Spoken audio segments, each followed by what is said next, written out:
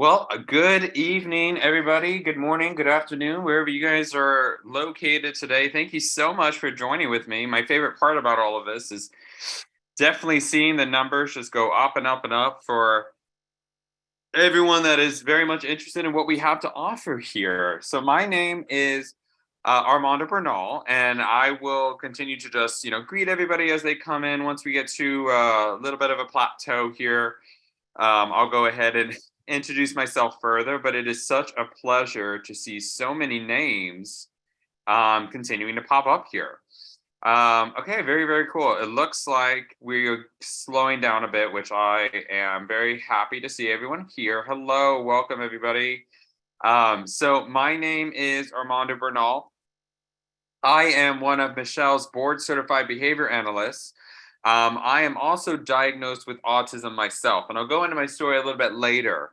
But I'm here and I work with Michelle because I truly believe in everything that she has to offer you guys, but also everything that we want to do for you. I understand completely that there are wait lists beyond belief where you guys are, or maybe you don't even have the opportunity to have services depending on where you're located, right? But what is significant to me is the fact that you guys are here spending a morning, afternoon, and evening with us and really just looking for that kind of support, right? So without further ado, I'm going to go ahead and get our presentation going. So let me go ahead and share my screen here and have that open to you. If you have any questions whatsoever, I am joined by the amazing Jen, who is going to be trying to let me know if there's any questions that I need to answer, as well as provide a link for all of our sessions that we may be having as well.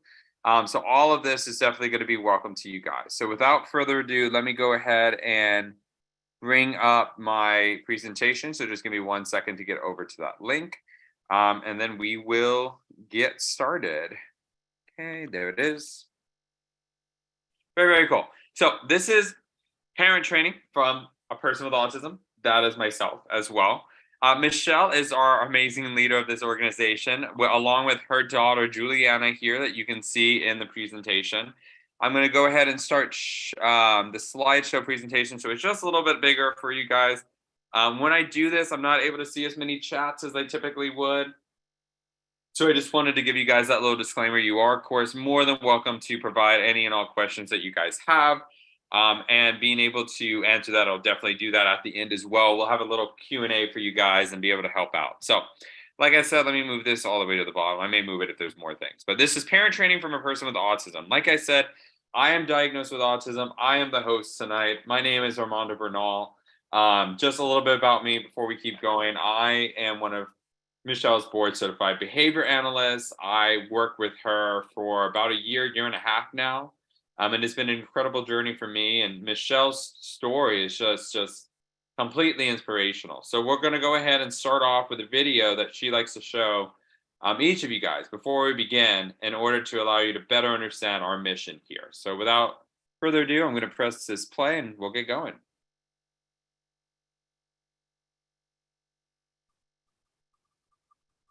I remember when I got pregnant with my daughter, I felt so grateful and so blessed. I mean, my life up until that point had been pretty rocky. I'd had a lot of bumps and bruises along the way, and I finally thought that I was turning a corner and God was blessing me with this beautiful gift of a child. And I just, yes, finally something was going in my way. And then when she was born, she was just absolutely perfect. I had all of these dreams and expectations for her. I thought of all the things that I thought she was going to do.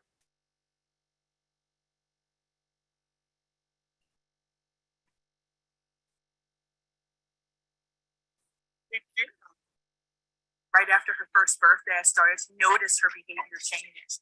She went from, saying Matt. She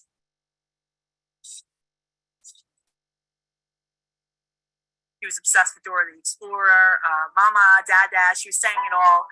Good girl, say Matt. hit all of her milestones up until that point. She walked at 1. She was eating solid. She just, she looked really good. And then I just remember her, it felt almost overnight or very quickly where her demeanor just changed. She went from this super happy baby to crying and tantruming, just frustrated all the time. I remember saying to my mom one day during one of these tantrums, like, where did my happy baby go? But I didn't think anything past it. I think I was kind of not ready to fathom that something could be off, even though maybe the telltale signs were there.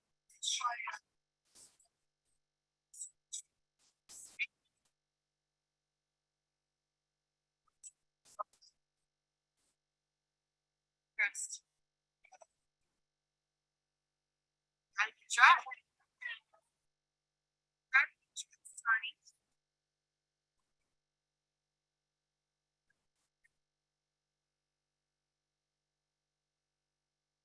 Started to lose the words that she had gained. She wasn't saying mama anymore. She wasn't saying ma'am.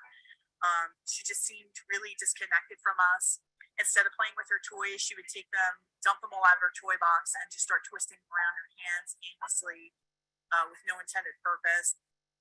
Was really kind of in denial about it. And then I remember one day we were in the middle of a store, and then all of a sudden, out of nowhere, she just started screaming and yelling like somebody had slapped her. I don't even know what the problem was, and I was so mortified. I didn't even know what to do. I was so scared. I literally just left the half full cart in the store, picked her up, and just ran out of there. Never went to that store again. I just didn't even know what to think. And that was probably the first time it really kind of stung for me that maybe something is wrong. They diagnosed her. They didn't diagnose her right away. They said that she was too young for a diagnosis. I didn't even know what they meant when they said that. I was like, diagnosed with what? I just had no idea what they were talking about. And then they said, we'll come back in if you're not seeing progress. And I said, okay, and a couple months later, I'm watching these speech therapists play with her on the floor. I'm not seeing any progress and felt like she was getting a little worse. And then we went for our 2-year-old wellness visit, and the doctor said that she was behind if she wasn't using 20 words with intent. And that was probably just the knife to my heart. At that point, I really couldn't deny that something was up with her anymore. So then I called the county back in, and she was diagnosed on the spectrum. And I remember that day, and it was worst days of my life. It was my darkest hour. I could easily say that.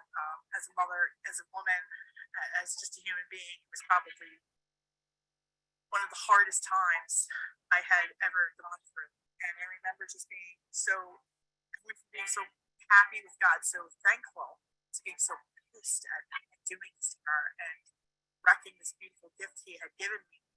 And for a while there, I struggled. I struggled to figure out what this meant, or what we were going to do, or how this was going to define her. All those dreams I had for her future were just completely shattered, and I just had no idea what was going to happen next. And I went from just hopeful to just complete blank when I thought about the future. One night I was thinking, I'm going to die one day, and who's going to care for her like her?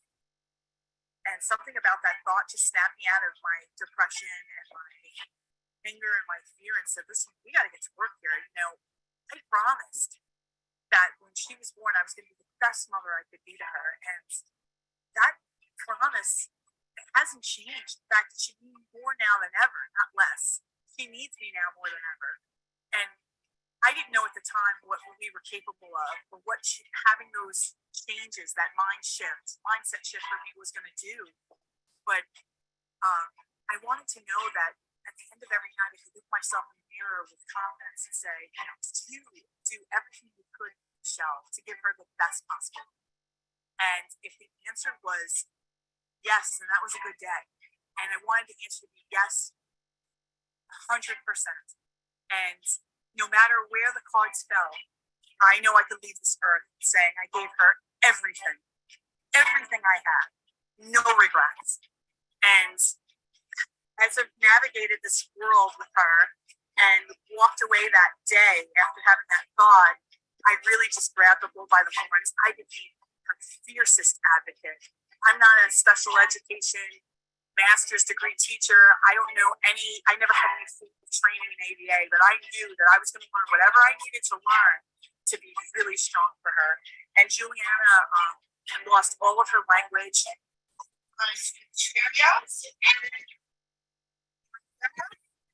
Okay. She was nonverbal when she was diagnosed. We taught her sign language.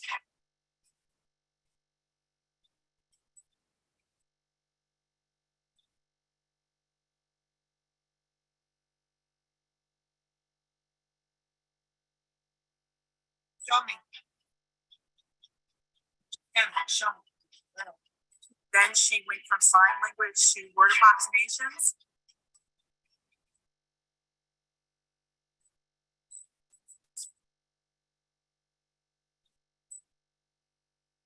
Then she started to speak.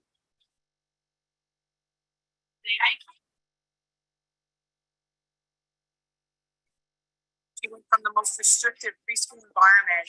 She was in 614, most restricted preschool, special education preschool environment you could be in.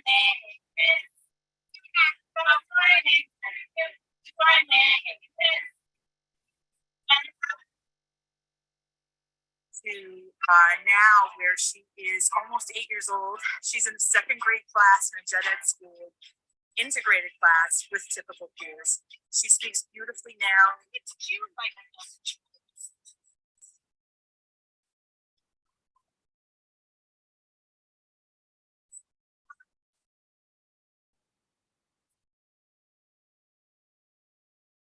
she has a personality. She has conversation skills. There's still things that we need to work on, but for the most part, her future went from black to now having possibilities. And none of that could have happened had I not kind of gotten out of my own way and really hit the ground running and started to take action for her. And I can't say that I can do that for every family coach, but what I can tell them is I will have them feeling like I did, looking myself in the mirror, you looking at yourself in the mirror and saying, I was everything I could be for her today. I have no regrets. And whatever happens, it happens. It's really for us as parents to know we fulfilled the duty that we promised when we had these children, which was the best versions of ourselves to live, to raise these children.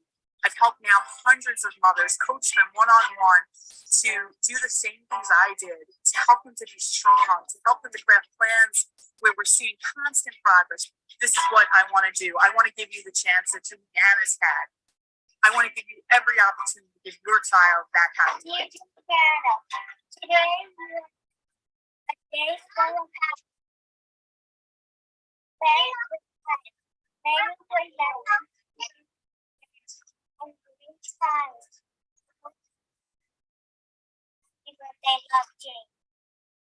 I absolutely love that story every single time. I hope you guys did too. I hope you guys really enjoyed it. Before we keep going, I wanted to remind everyone that for just being here, we're going to be providing a free survival guide of just different things that will be able to help out with a diagnosis with autism. So be sure that you receive that as well. And for anyone that stays until the Q&A, we will also be entering you into a free raffle for a coaching session. So you would be able to have a one-on-one session with myself, Stacy, other BCBAs that we may have as well, to just really get out there and be able to do that. So it'll either be with myself or Michelle, right? So the one and only, we'll be able to provide that as well. So please be sure to stay until the end and see if you guys win that raffle. So with that being said, we'll go ahead. Excuse me for 1 second. There we go. All right. So a little bit about me, right? Now we got to my part. So like I said, I am a board certified behavior analyst. Didn't start out that way. I was diagnosed with autism. And my mother was told by the doctor when I was first diagnosed that I might as well learn sign language because I'm never going to be able to speak. And with a heavy heart, my mother she was speechless. She couldn't know what to say. And then the doctor told her, all right, thanks so much for coming by. Good luck with your life, right? That was pretty much it. We didn't have a lot of money growing up. We didn't have a lot of resources growing up.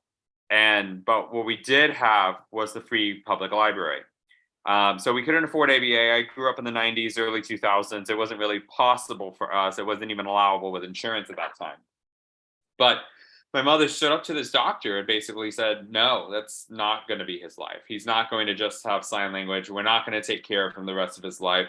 He is going to be independent and he is going to be successful, if you will, right? And so through her own courage, she went to the public library that we have here in Houston and found books about autism and found books about interventions that could be used for somebody like me. And she got my whole family involved. She got my sister and my father involved, who my father was very much under the belief that I'll grow out of however I'm feeling right now and that I'll be able to learn on my own. Mother said that's not how the diagnosis works. My sister was 11 years older, and so it's kind of like a second mother to me. And she was able to support myself as well, right? So what you see now, typically what I get, unfortunately, is a stereotype of, well, you don't look autistic, right? And what you see right now is years and years of work of having to fight social issues, having to fight behaviors, having to fight lack of communication because I was nonverbal, like I said. And from that point, I had different behaviors because imagine if somebody took away your voice and still asked you to speak or provide your wants and needs, it'd be very frustrating. And so I had self-injury behavior. I would bite between my hand here. I've been aggressive. I've had tantrums. I've had crying fits, things of that nature that you guys are probably typically seeing. And through the interventions and through the support of my family, I was able to eventually get out of more of a life skills program. Life skills being the special needs department of a school, and then became in a regular general education classroom. And eventually, as I got older, became a special ed teacher, special education teacher. From there, I had a lot of families. I'm sorry, yeah, a lot of families and parents come to me and say, "Well, my child's life is over. Is that this is going to be like a cancer to my kid? His life is over before it begins." I don't know if any of this resonates with you guys, but definitely resonated with me and my family. And so through that, I continue to ask myself, well, there has to be more that I can do. There has to be more that would be possible. And I found applied behavior analysis and became a BCBA. And sure enough, a lot of the interventions that I learned about sounded a lot like what my mother did for me when I was little. And I became a BCBA, still wasn't good enough. I heard the same story. So I became a clinical director of a center. I live in Houston, by the way. So of a center in Houston. And so then I was changing a culture of a center, but I was still hearing the same concerns from parents that I don't know how to have my child potty trained and he's 10 years old. I don't know how to get him to eat. All he eats is veggie chips, things like that. And I was able to help. But then, as many of you are aware of COVID occurred and we became very remote. And so I started an idea of creating a podcast where I was able to interview individuals with autism and try and tell their story to show parents that there are successful people with autism all over the nation, all over the world. And so please take a look at these people and see what your child is able to do. Took it one step forward further from that and joined again with my sister. Again, like I said, my sister is like a second mother to me. And we were able to join forces. And from then on, we created an in-home ABA facility in Houston, Texas, called Autism International Consulting, where we provide support for 2 to 18-year-olds with all kinds of insurances, including Medicaid. For anyone in Texas, you know that that is a little bit of a difficult thing to find for any kind of legislative concerns. So from then on, I've been a partner with Michelle as one of her BCBAs for about a year and a half. I started my company last July, and it's just continued to grow. And now I spend my time as the BCBA, the owner, the CEO, the trainer, whatever you want to call me, many things, trying to show people that autism is not what makes a person who they are. It is simply just a part of them. What matters most is the self-advocacy that comes from this type of training, as well as the independence that each child is able to achieve. And most importantly as well, one thing I always say is that without you as the parents, for the mom and the dads that are here tonight, your child would not be where they are today if it was not for you. It is such an honor to be with each of you tonight. I truly thank each of you for being here with me on a Wednesday night. And hopefully you learn a bit, and hopefully you're able to have your questions answered, and I'm able to support you in the best way possible. So that's a little bit more about me. So Michelle has 3 big things that she believes need to occur for a child to be independent, for a child to have a chance at being independent. And these 3 things are potty training, communication, and zero frequency of problem behavior, as close to zero as possible. Potty training, I think, is a very big one for us. We understand that because you can't not be potty trained at 8, 10, 15, 20 years old. In fact, some schools may deny a child some schooling if they are not potty trained at a certain age, right? Because they say that they're not able to complete an action like that. So it's very disheartening, but it's something that needs to occur. In addition, there needs to be some kind of communication. And that is not to say that the communication needs to be what I'm doing currently, the speaking that I'm doing, right, with my voice. Communication is a matter of pushing and pulling. Communication is picture cards, is sign language. Much like you saw with Juliana, how she learned sign language earlier, it's just some way for a child to be able to provide their wants and needs. Okay. And then finally, problem behavior is at 0. What do I mean by problem behavior? Well, this is hitting, kicking, biting, screaming, tantrums, anything that could be considered socially inappropriate. And that is very important to distinguish, right? There's a difference between throwing a crying fit when you fall and hurt your leg compared to having a tantrum because your mom wouldn't buy you a certain toy. And having that understanding allows the child to better understand what is expected of him or her and what is the needs that this child can show in order to be as successful as they can be. So here's the fact. Most, if not all, autistic children have the ability to get the big 3, no matter where they fall on the spectrum. And you have to keep in mind as well, right, that what we do in applied behavior analysis as that BCBA, or what we do here specifically in this kind of program, is that we believe that all behaviors are learned in some type of way. Now, this does not mean that someone is tantruming and there is some praise going on of like, you're doing such a good job of tantruming, buddy, way to go. That's not what I mean. What I am saying is that at some point in a child's life, they have learned if they are wanting something specific, right? If they want a food, if they want a toy, if they want whatever it is, they have learned that it is acceptable, it is socially appropriate for a child to tantrum in order to get what they want or in order to provide their wants and needs. And so this mentality is more so that we can learn new behaviors, new strategies to become successful in life. But what we are doing is having to challenge the X amount of months or years that a child is learning how to do something inappropriate, right? It's a lot like if you only ran a mile and then I asked you to run 20 miles, you would say, well, that's very difficult. Would it be impossible? Probably not. You would be able to learn, right? But it would take a lot of time and energy for you to get to a point where you feel like you could run 20 miles, right? Whereas with children that have learned behaviors, it's very similar, right? If you have a child that has learned to tantrum to get an item that they want, and they have done so for the past 7 years, that is a lot harder to unlearn than a child that has only been tantruming to get an item that they want for the last 2 years, if you will, right? Is it impossible? Absolutely not. We're able to change what we believe or change how we are able to respond to people, but it takes a lot of time. Another real world example would be how you go to another country and you may only speak English, but if you go to a country that only speaks a foreign language, yes, it's going to be a lot of pushback from you yourself, but you then start to learn that in order to get my wants and needs, I can no longer use English. I need to use a certain language that's being provided in order to get my wants and needs fulfilled, right? So same concept. It's something you have to learn. You may fight it for a little bit, but eventually you're going to realize it's their way or no way. I hope that makes sense to you guys. So with that being said, the single most important thing you need to know is that all thoughts are optional, right? You get to choose what emotions, your actions, and results. In applied behavior analysis, we believe, I'm trying to get my little face out of the way. Let me see if I can make it a little bit smaller. Sorry about that. I was trying to make sure this isn't in y'all's way. So something to keep in mind too is that everything is assumed, right? I don't know how you're feeling. I don't know what decisions you're making, but I can see your actions externally, right? So all your thoughts, all your actions, these are going to be optional. This masterclass is meant to help you get the results that you're looking for with your child with autism, right?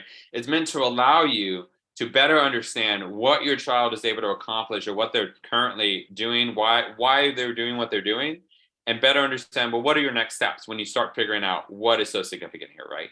So to your right here is Mary, and her son was 7 when we first started working with her, right? So he was nonverbal, he was in diapers, and 2 weeks working with us, he was then fully potty trained. And in a month, he was starting to say mama. So why is this? Why do we go from a nonverbal child to a verbal child in such a way, right? It's simply because we start putting leveled systems into the child's life to have them better understand what the expectations are. Much like how I said earlier about the foreign language, the child starts to realize that XYZ kind of communication is no longer going to be acceptable. And so they have a choice to either never get what they want or to play ball and be able to communicate how we are wanting them to, right? So another example I have is that I worked with a 2-year-old boy. He was barely diagnosed and all of that, but he did not speak. What he did instead was that if a ball rolled to him or it was out of his arm's length, his little baby hand, he would then cry because mom would always give him the ball when he cried. So therefore, he learned if I cry, I am able to get my wants and needs effectively from mom. So what we did was, hey, that's no longer going to cut it. You're only going to be able to get your wants and needs if you push and pull me to get my attention appropriately rather than crying. And once we did that, then we said, hey, that's no longer going to cut it. Now you need to give me sign language before you're able to get your wants and needs. Now you're only able to do short sentences or words to get your wants and needs. And you continue to increase what is needed or what is provided in order to allow this child to speak appropriately for you. This is not going to happen in a day. This is a marathon, not a sprint, right? But what occurs is real change, much like Mary had, in order to further promote success in this child's life. What do we want from your child? We want, and what you want, is to hear your child be able to speak. We want, and you want them to use the bathroom, to not have tantrums or get aggressive, and to form some kind of deep relationship with them. So you could share their thoughts and they can share their thoughts and dreams with you, right? It's not enough to simply care for a child and have to do that your entire life. You want to see them get married. You want to see them have friends, have a job, be successful, right? And the only way to do that is by providing a sense of trust and providing a sense of support for them, that they know that you're going to be with them 100% of the time, right? That you're going to be their biggest fan in every single point. So when you're wanting them to try and go to school or join extracurricular activities, that's going to be possible. But the way you do that as well is to better understand what can we do in order to see the most success from them, right? Being able to drop them off at a birthday party or to be able to go on vacation and not be scared about what's going to happen while you were gone or what's going to happen when you take them is very significant, because you should not have to give up your own life after you work so hard to then give up your child's life in order to appease these kind of behaviors that are occurring. I think socially, and again, it could be very different from different regions, right? But what has occurred is that there's this mentality that, well, because my child has this diagnosis or that my child is having some kind of diagnosis concerns, I need to put everything away from the house. I need to have no furniture in the house. I can't go on vacation. I have to be here. I can't go to lunch. I have to be here. This kind of mentality has no place in society anymore, at least in my opinion, as a person with autism as well, who went through all of this, right? It causes a sense of guilt. It causes a sense of frustration and concern that needs to be removed, right? And so if we're able to look at the child wholeheartedly and no longer see them as a victim, but rather see them as somebody that is able to complete what we are asking them to do, is able to complete chores and have responsibilities and eventually even have a job, I think that is so significant. And it is something worthwhile to, one, get your life back, but also give your child a life and allow them to be as successful as they want to be. So what do you want from yourself, right? You want this unbreakable connection. You want to have peace with this autism diagnosis. You live every day knowing that if you die tomorrow, you gave 110% with no regrets, right? The way you can do that is, above all, is to be a support system, be someone that your child knows they have in their corner to always support them. And I dare say that is one reason why each and every one of you are here tonight, because you are in your child's corner. And it's, as I said earlier, it's such an honor to be with each of you tonight. because I get to spend an incredible part of my night being with people that will do anything for their child. So another example of somebody that has something that has occurred to them is Teresa. We actually worked with a child. I personally worked with her as well, where she had trouble potty training her child. And just for those that are like too long didn't read kind of thing, right? This is the crux of it here. She had a 10-year-old child who then became officially potty trained by completing our services here. Two things happened. He was able to watch a video of people opening and eating candy on YouTube. This mother then got a giant peanut butter cup for Christmas from him, and then said, "Hey, this would be a really good thing to use for potty training." And he was able to get a piece of the peanut butter cup for every successful time he had a bowel movement in the bathroom. And as soon as he started to realize what the expectation was for this peanut butter cup, he then realized, hey, I can get used to this. And he started having bowel movements in the toilet more and more. And it was not through anything, it was not through the support that we provided, the support that she gave her son, was this going to be happening. And so it was through this mother that she was able to see such success. And I'm so excited when I see this email, because I definitely worked with her, because at the end it says, I signed up for our Armando talk this Thursday. And I absolutely love that. As I said earlier, we provide coaching sessions for everyone here. And if you stay till the end, you're able to go into a raffle to sign up for a coaching session with myself or Michelle. So something to keep in mind as you guys are learning about this, right? So here's another one. We have Easton, who was 3 years old, and he couldn't get a firm diagnosis, and he had very few words. So I'll read this through. I found you the same day as our IAP meeting. That day, she was defeated and overwhelmed. Who can agree to that? Who can relate to this, right? This idea of being defeated and overwhelmed. And when people asked her, well, what are some of these strengths that Easton had? She didn't know. She had a struggle. And it was so difficult to have, because it's something for you guys to remember that each of your children are incredibly successful. They're incredibly intelligent. They have so many good qualities about them. I don't want you to be here down and out, feeling overwhelmed, and not think your child is successful. Your child is successful, right? But there are things that we can definitely help you with, right? And for Easton, it was potty training. And by the end of our sessions, they were able to be potty trained. Speech began to blossom, and he was able to just have a overall feeling of greatness in his life, right? So something that's super cool to read.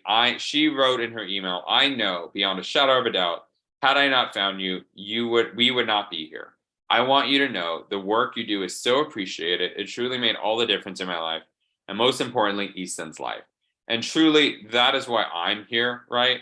It is having parents have an opportunity to be provided with support, to be provided with their own success stories, if you will, that will allow them to feel good again, to know that their child can be successful.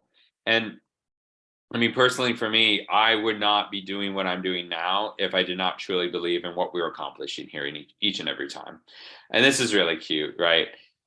It's just really cool to see this kind of letter.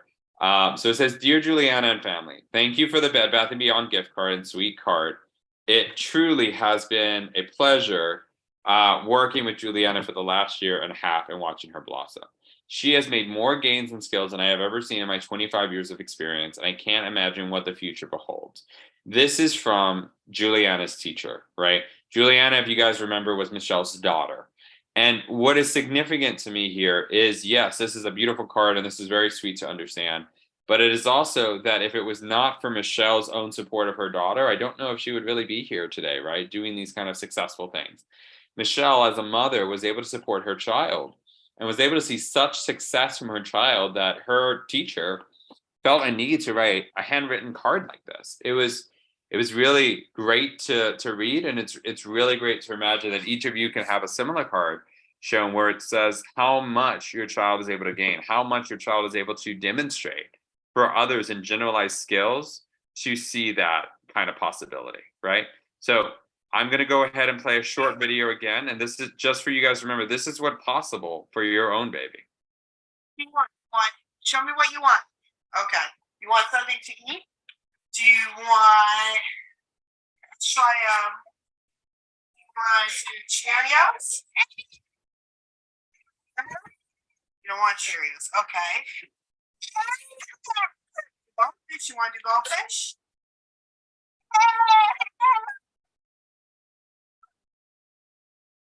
Want cookie?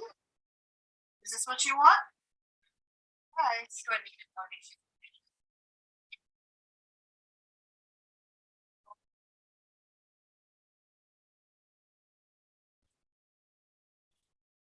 Her pulling back. I'm just gonna wait a little bit. See if I can get her to sign a little bit better. Show me. Juliana, show me. Good girl. What do you want? Is that goldfish?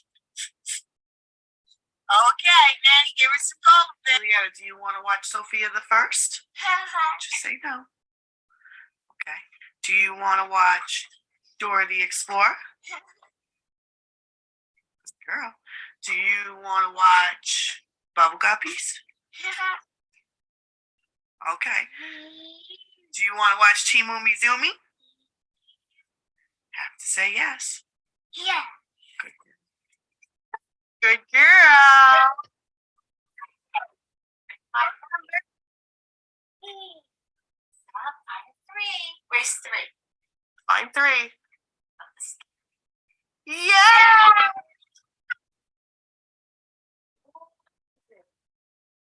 Number? That's right. 4. Sign 4. And of course, 4 looks a little bit different, but she got it. Yeah. 5. Daddy, Daddy, where are you? Where are you? Cheese. Where'd you go?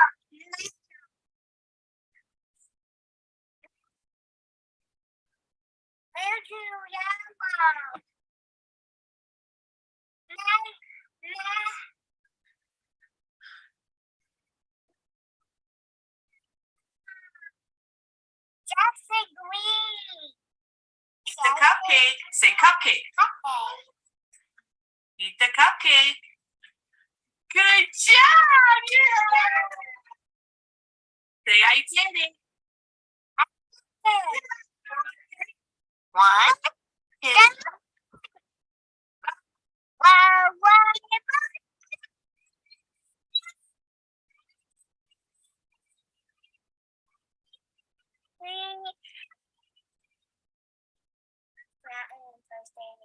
What happens on Toy Story Mania? What does it do?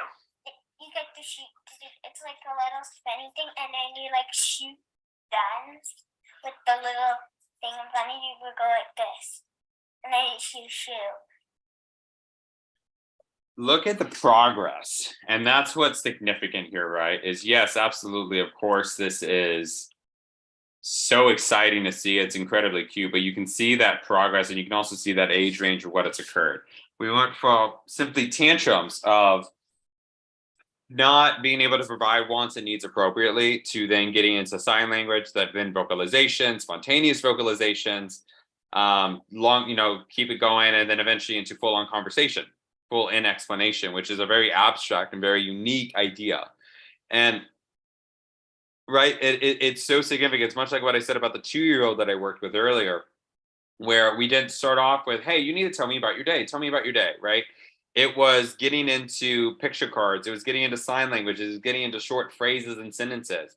Having a step-by-step procedure to allow an individual to provide their wants and needs effectively, to provide their ability to share their feelings with you, I think is so significant. So some things you could be wondering right now, and I don't want to speak for you guys, but why join Champions for Our Children, right? So every child is going to be unique. And so therefore, this program is very flexible and it bends to the uniqueness with personalized strategies. That's something that board certified behavior analysts strive to do for each and every child. It is not a cookie cutter response where every child needs to do X, Y, Z, and this is that, right? If there is child A that has problems sitting down appropriately, but then child B has trouble with eating, then the focus for child B is going to be eating. The focus for child A may be sitting down appropriately, right? It's understanding all of that. It's learning that potty training is 1,000% possible, that there needs to be some kind of support system in place, but it's allowing you to feel confident as that parent than what you did previously before you even learned what ABA was, before you learned about this program, anything like that, right? Reconnecting with your child, and most importantly as well, being able to live your life again, to show up to an IEP meeting, a holiday party, plan a vacation, be a family again, and have memories. Because really, that's one reason why families exist, is to have these kind of memories and something to leave behind where you know that your child is going to be successful, right? It's understanding that the only true failure is going to be quitting, is going to be not doing as much as you possibly can. And whether that's this program or not, right? What I think is significant is better understanding that you have so many amazing opportunities with our program that you can see so much success not only in your child but also in yourself, to be able to handle these behaviors all on your own one day. So what we have is a 3-month group coaching program with guaranteed results. So what do we get? You get lifetime access to the My Self Study Vault of courses. This includes potty training, communication, stopping problem behaviors. If you guys remember from earlier, this is the big 3. Understanding these things that will allow a child to be promoted into an independent type of lifestyle. It also includes social skills, picky eater protocols. I went to a study recently and on Sunday that was stating that about 76% of individuals with autism have some kind of picky eating where they're not willing to eat something appropriately that is set with them. In addition, there's also a mindset training. There's the ability to stop elopement. Elopement, for those that don't know, is going out into the street, running away from mom and dad in very dangerous situations, right? And this is continually being built out by myself, other behavior analysts, by Michelle, other mindset coaches, what have you, to better support you. You will always have this availability, this collection of programs, and what makes the program the Harvard of autism, as Michelle likes to put it. So, as I mentioned earlier, right, you get this lifetime access to Self Study Vault, 3 to 4 weekly live group coaching calls. I'm actually doing one tomorrow. So you're able to see something like that, what it's like, right? It's a Q&A session, a presentation, whatever it is. Michelle is an autism mom and life coach, and you'll come to the call to craft out a personalized plan. You'll have BCBAs that are available to you, myself, Melissa, Stacy, and Julie. Learn how to get that child to complete the big 3, how to get that success. Here is Melissa. We have also Stacy. Now we have Risa Hosbrook, which is our mindset coach right here, as you see. Absolutely incredible individual, along with Holly Pendergrass, another mindset coach. So together, we do our best to try and promote as much success from you guys as possible, right? As much success as your child is able to display. Whatever you want to see or whatever you want to focus on, that is what matters to us. We also have monthly specialist calls that occur. We have a registered dietitian that is also an autism mom, and we have an incredible speech language pathologist who is also an autism mom. I actually was able to support Jessica with one session that she was able to gain from the raffle, funny enough, that she had gotten. And I was able to see her, and now look at her. And now she's a part of our group, just trying to help out Michelle as much as possible, trying to help out you guys as well. So everyone gets their questions answered. I do a presentation, yes, but I also really provide my presentation times as question and answers. I've seen that is really the most effective for me, or most effective time use for you guys, is not so much giving a wide approach of a presentation, but providing individual Q&As with parents that have questions about their child with autism to allow that kind of success, right? So you're able to email myself, you're able to email Michelle, any of the BCBAs, any of the dietitians, anything like that. Most importantly, your baby is also my baby. I want to see as much success as possible, right? So being able to join your family in that way is what is so significant to us. We also have a private Facebook community where we're able to just provide a sense of support for you. And maybe you don't want to put on your mic. Maybe you want to only chat or put something on Facebook anonymously. That's all okay. In the Facebook community group, ask your question there, and we'll be able to further support you in what we call the masterclass group. Support is our North Star. That is above all what we want to have and what we want to do. And finally, we provide an action-back guarantee that if after 90 days you don't get results you came for, you can either A, stay in the program as long as you'd like until you get the results you want, or Michelle will give you your money back, right? We believe in 100% satisfaction guarantee, that what you were looking for to see in your child will occur. It's just a matter of being able to see you as a partner and being able to provide that kind of support that you're really looking for, right? So if you're able to sign up now, you will get a bonus. Number one is 2 private sessions. You would have one 20-minute private session with Michelle, and you'll also get one 30-minute private session with Armando. I believe Jen is posting a link to sign up for our classes. So in order to get this 3-month coaching program, she'll put that link up there for you guys. And then you get time with me, a board certified behavior analyst, an owner of an ABA company, a speaker of multiple universities. I try my best to try and support the field as much as possible. You get Michelle, the owner of this whole organization herself. Anything like that would be able to better support you. Any questions you have, right? And bonus number 2 here is that if you sign up tonight, instead of 3 months of everything I just mentioned, you'll get 5 months of the program. So that is 60 plus calls to change your life. 60 plus calls with behavior analysts, speech therapists, nutritionists, being able to speak with Michelle and I. For tonight only, this investment of $24.95, 3 payments of $878, or 4 payments of $660, depending on how you put the math together, right? This is what it comes down to. You get 5 months, $24.97, $660 in 4 payments. That's only $16 a day, you guys. 70 plus calls to change your lives, and being able to really get a sense of not only peace in what your child is able to accomplish, but also being able to get the support that you may be looking for. Some of you guys may be on a wait list of 1 or 2 years. I've seen that in the Texas area. I know a parent that says that, hey, I'm on a wait list at another center for 2 years. Can you help me? And I said, absolutely, I can help you. We will do as much as we can, right? So again, for only $16 a day, you would be able to receive this kind of support. All bonuses will go away after Tuesday at midnight. So join now. Jen is posting as we speak in the chat box a link to sign up. And if you guys are still curious of what we have played, keep in mind, if you stay to the end for that Q&A, you're able to get into a raffle and get another additional call with me as well. So if you're thinking, can I afford to spend the money on this where this is expensive?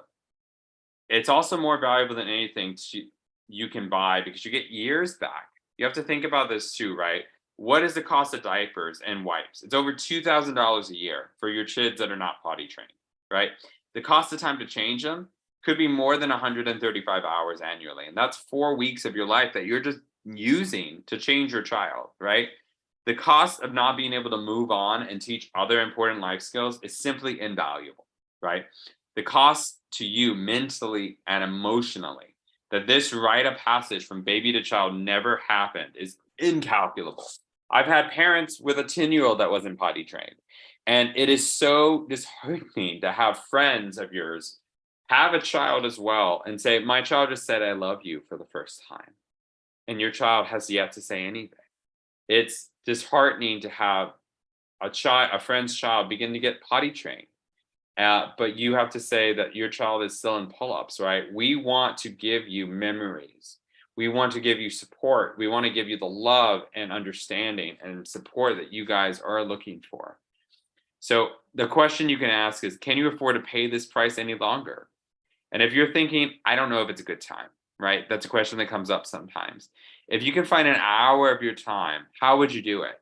Coaching with my team will actually give you more time. Coaching with the other BCBAs, the speech therapists, there will never be a perfect time, but being able to consider time as this most valuable resource will allow you to really take into consideration what you can provide, right? So time for children on the spectrum is more valuable than money. It's something that we cannot waste. Strategies need to occur. And the longer that a child goes without some kind of reinforcement or learned behavior tactics, the harder it is to remove the more difficult, inappropriate behaviors that we talked about earlier. And if you're thinking that you need to think about it, I totally understand. But it doesn't take time to make a decision. It takes information, right? So think about, what are you getting from this, as we said earlier, right? It's determining what is keeping you from waiting at this point. This is the reason some decisions feel solid or certain, is because our brain will give us that feeling when we make a known decision from the past, is learned behavior, right? But not taking action then causes more indecision. It causes more concern. It causes more expensive diaper changes that we may have, right? All of these kind of thoughts, all of this indecision will cause further inappropriate behaviors to possibly occur. It may cause more potty accidents. It may cause more aggression, hitting, kicking, biting. What is significant is just considering, what are your options here, right? Something else may be that you failed so many times. How is this going to be any different? This program is meant to be the last place that you ever have to look. It is where you'll find the key to unlocking that amazing future for your child.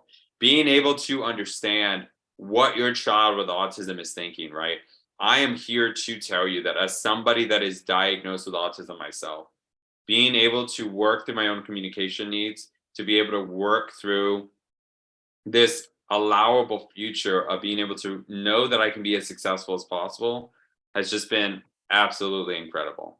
We work with you until you and your baby win, and we don't quit. I absolutely love figuring out solutions for concerns, for limitations, for problems, right? If you have a concern that is brought up more specifically with me, right? I am more than happy to work with you to try and find out a solution to better support you and your family. Make this time different. Make this the time that you need in order to see your kid be most successful. A word on unicorn syndrome, right? So this is the idea that your child is this one and only person, that there is no one else that is going through a similar situation. That may be true, right? Things are very individualized, and that's expected. Think about these quotes here. Juliana is different than my child. Armando is different than my child. Your child may have severe autism. That works for other kids, but it won't work for mine. I actually did a presentation a couple of weeks ago where a person said, would you, as an individual with autism, agree that applied behavior analysis works for some, but not everybody? I completely disagreed with this individual, because, simply put, applied behavior analysis is just behavioral science. And I think what people have issues with is not so much with the science as a whole, but with the individuals who are doing it inappropriately. So for me, I wouldn't say that this doesn't work for all children. I say it does work, right? It's just a matter of determining what is the best intervention or what is the best solution for your specific child's needs. If you think to yourself, my child is broken, or that you're broken, know that you're not, that you are doing everything and anything possible for your child. I truly commend you. There's nothing out there that will change the trajectory for my child. I don't want you to feel that way. Unicorn syndrome is a self-preservation state. It's understanding that if you stay in one certain place, then you can't be let down, right? But what is also happening is that you're remaining idle, is that there is nothing that is allowing you to move forward. And we have to get away from that mentality and understand that you can't risk trying and failing, and that you won't survive it. You need to be able to at least attempt it and see what can occur, right? Sitting in this I don't know, or asking the terrible questions, is no real answers, right? You need to move away from these terrible questions and moving away from these I don't knows, and simply ask yourself, what's next? What can I do? How can I help? What can I do to support you? And just decide that you're not ready, and won't do the work, or decide that you're nervous but you're willing to go for it. Give yourself this gift of decision. Again, there's a money back guarantee. If you don't like what you were seeing, the success that you're seeing, you can talk with Michelle and she'll provide that to you. But I believe, because it's more of a challenge for me and I want to see as much success from you guys as possible, that we will be able to individually work with each of you to provide you with the support that you are completely looking for, right? So there's something in you that identifies as what I've taught you today. And there's something that you are interested in, that you have questions on, please join us. Please say yes, that you will have you and your baby moving forward today. So again, I say, click on the link to join us tonight only, right? I'm sorry, till Tuesday rather. Jen is posting a link that will allow you to have, instead of 3 months of our sessions, you get 5 months. 70 plus calls. If you sign up today with the bonuses, in addition, though, you're able to get one 20-minute session with Michelle and one 30-minute session with me, a board certified behavior analyst and an autism mom that has really been through it all, right? And has seen such success with her child. So I really recommend you guys, please join now, click on that link to enroll, and we'll keep going. If you guys are wondering more about what we do as well, right? I'm going to show you a 5-minute video of our own parents speaking about what we have offered them and what we can do for you guys as well. So I guess I wanted to start asking you, what were your biggest struggles prior to joining the program?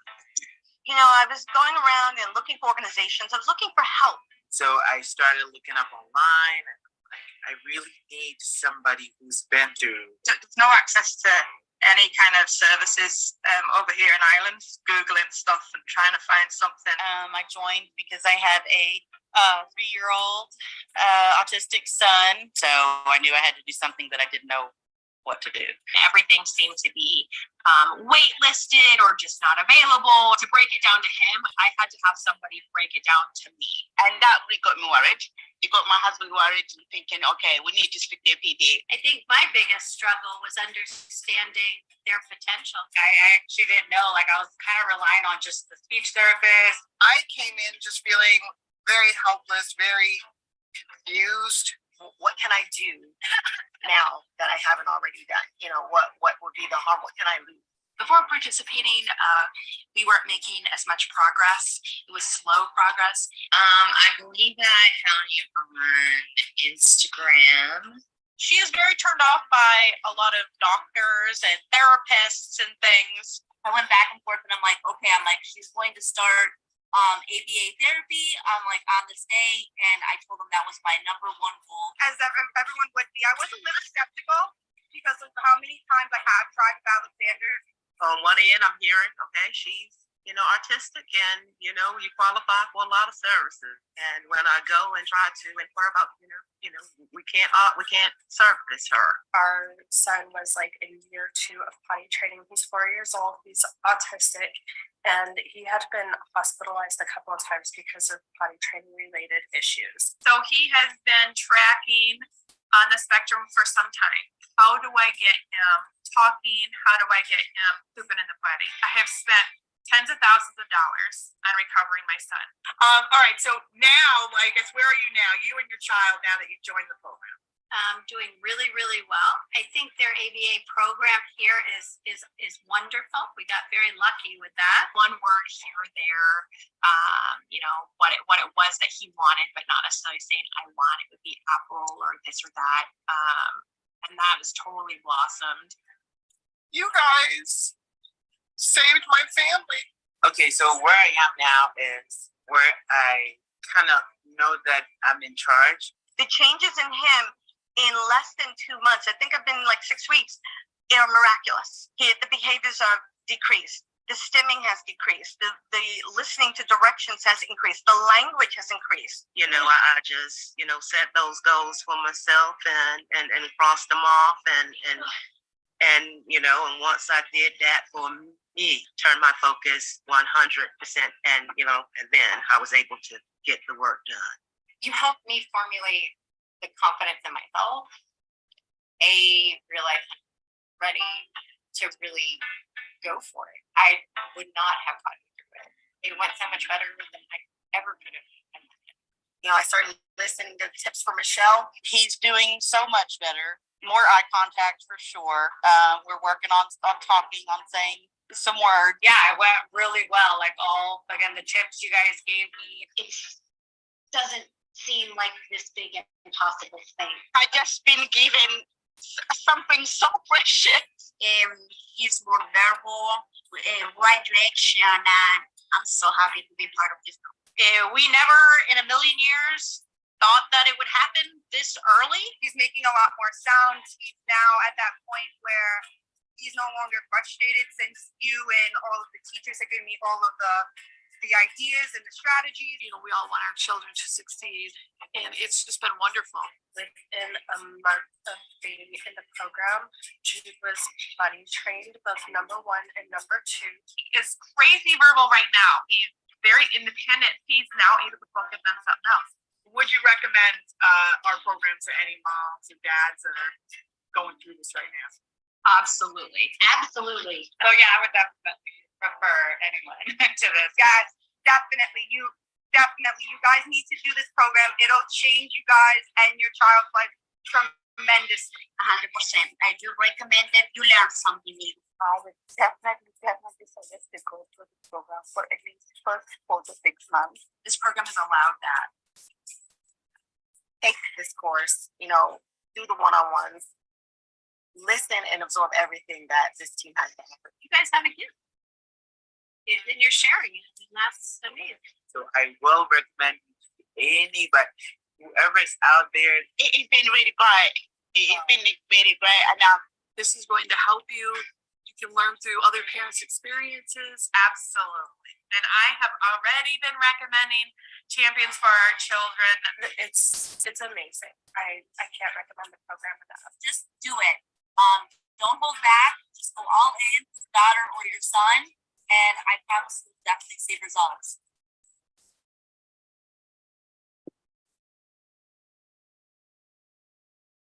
And really, you guys, I've known a lot of those parents, and they're really phenomenal, right? And that's what we're trying to do here, right? So it is the Q&A time. Jen, if you do not mind, if you can continue to put the link in the chat to allow people to set up times that they would like. So please join our program today. I went over what we are offering as well. So here's how as they get older, yeah. So here's how this works. I can see you guys again. Awesome, very cool. Yeah, so with that, right, it's Q&A. Ask me as many questions you'd like. I'm super open. I really don't care. You can ask about my life. You can ask about ABA. You can ask ABA concerns, questions about your family, whatever it was, right? I'm more than happy to do so. I just asked just for the sake of everyone. We still have 97 people here. I absolutely love that. Go ahead and raise your hand. If you have a question, you can put it in the Q&A or you can put it in the chat. That is up to you. I will try to reach you guys as much as possible, but this is your time. I'm here as long as you guys are.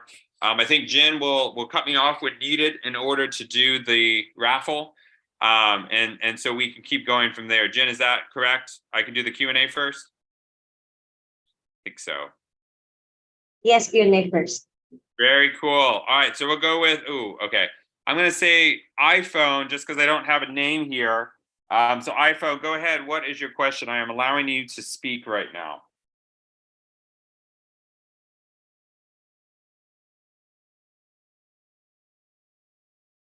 iPhone, are you still there?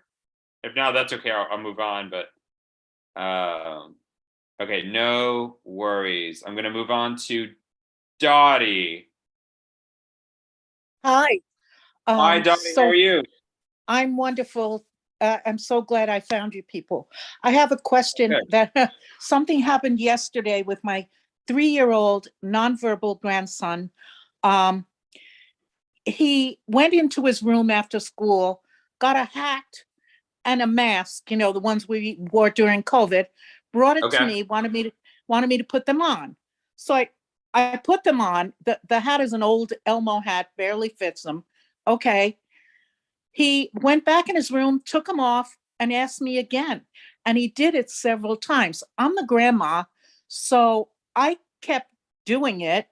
And then my daughter told me that's a very ASD thing that he's doing.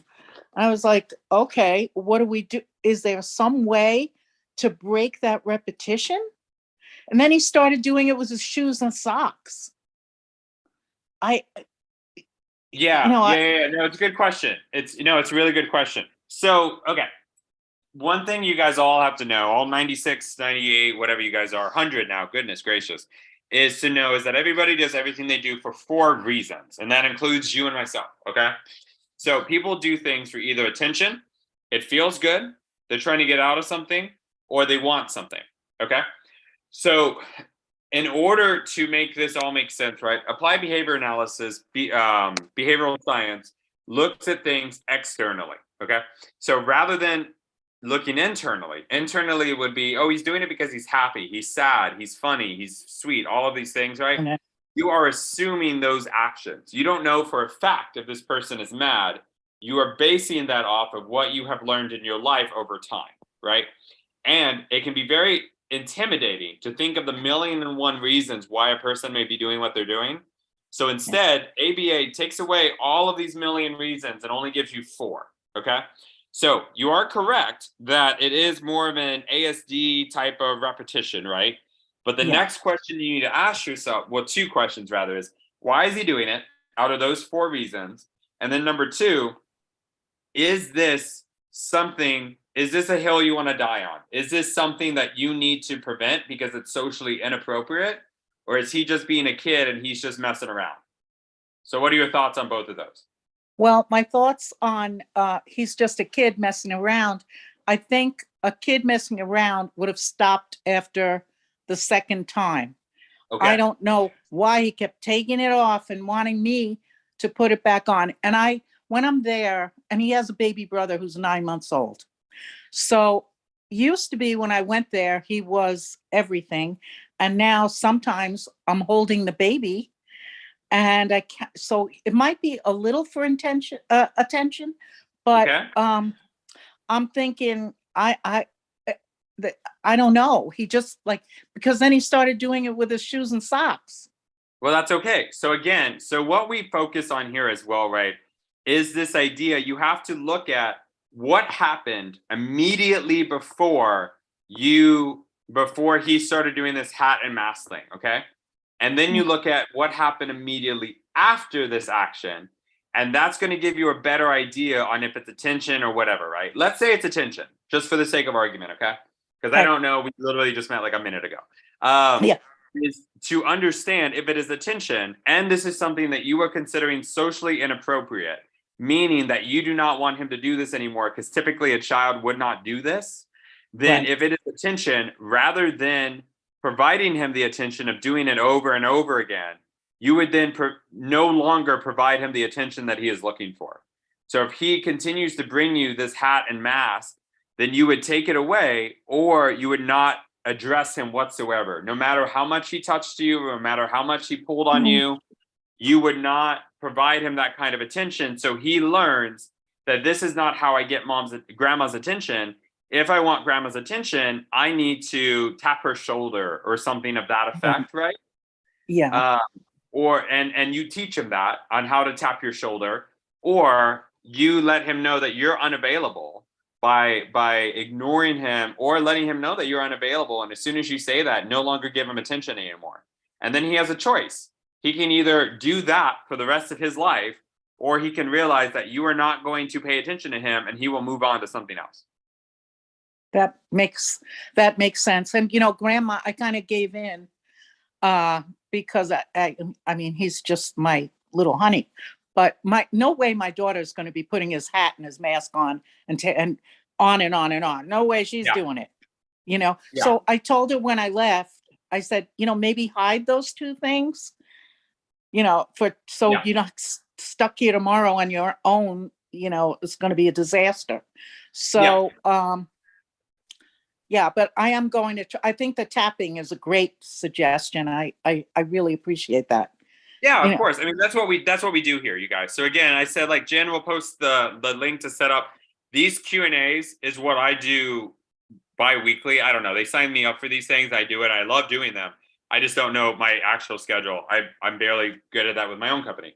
But being here for you guys is the number one thing why we are here, is to see really great progress for you guys, but also ask your questions that you may not be able to get to from anyone else, right?